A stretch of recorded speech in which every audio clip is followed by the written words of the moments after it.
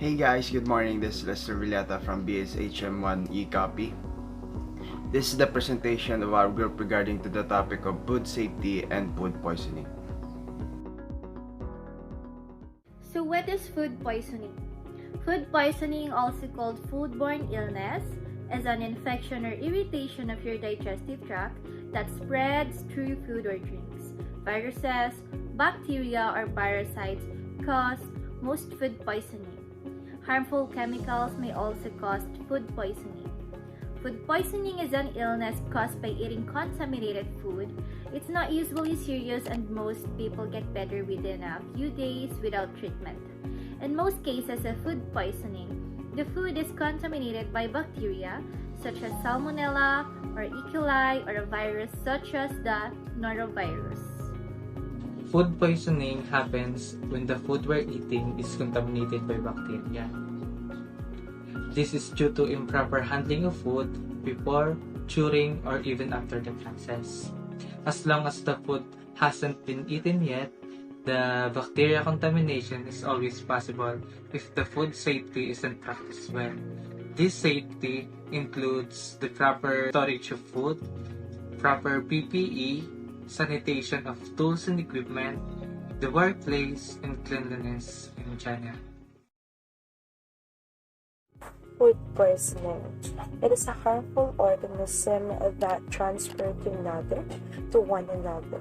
This may happen while harvesting, processing, preparing, and storing the food.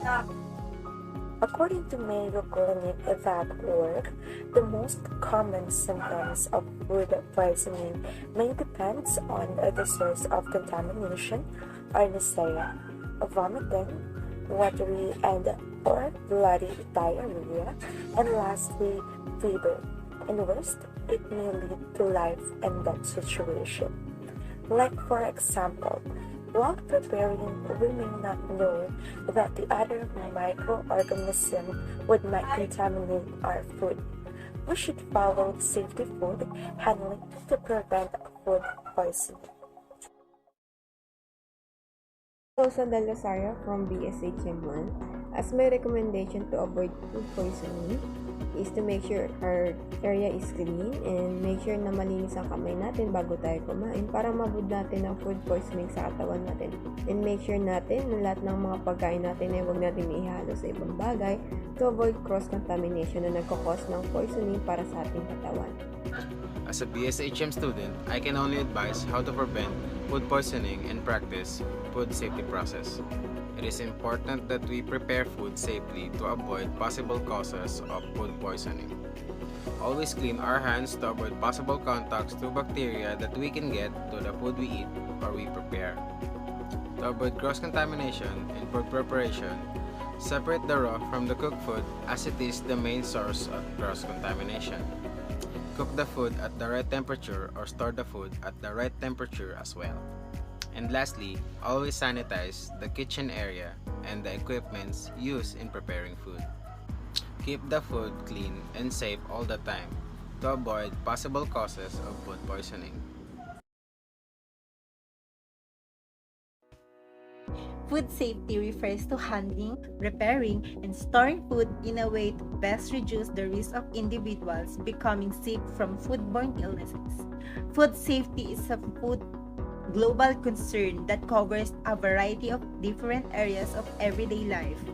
The principles of food safety aim to prevent food from becoming contaminated and causing food poisoning.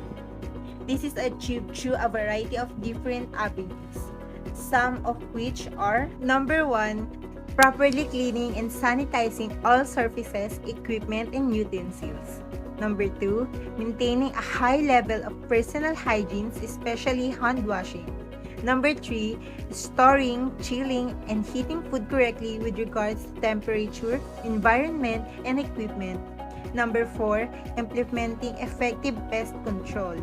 And lastly, Number 5, comprehending food allergies, food poisoning, and food intolerance. Regardless of why you are handling food, whether as part of your job or cooking at home, it is essential to always apply the proper food safety principles.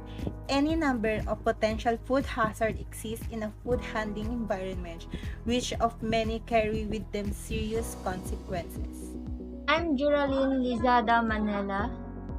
Food safety is where food is handled with extra precautions like keeping foods and preparing foods to prevent any further complications to anyone, such as food poisoning and foodborne illnesses.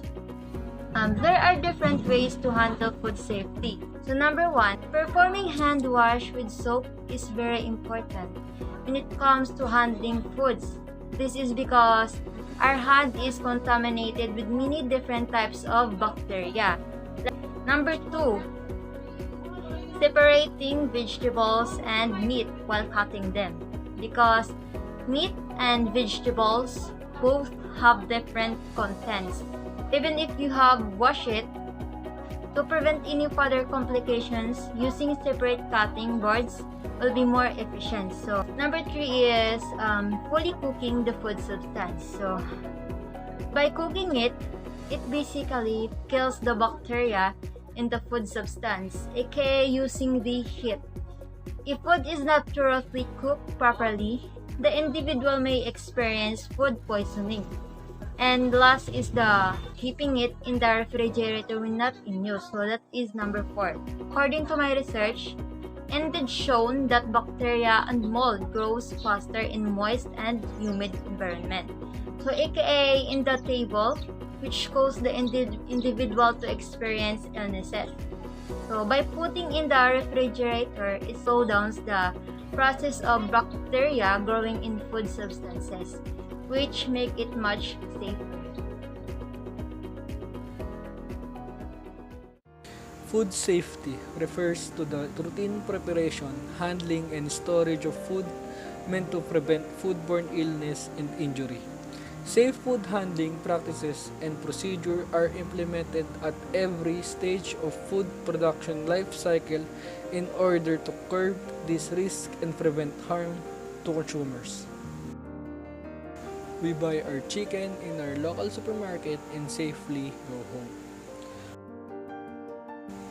We cut safely the chicken and other ingredients like onion and garlic. We need to wash our chicken to be sure that it didn't have any unnecessary things that may cause harm to our consumers. And we need also to wash our equipments that we use in cutting. In preheated pan and oil, put the garlic and onion. If they're cooked enough, put the chicken and cook it properly. Put the other condiments and your touch into the dish and simmer it down until it's done.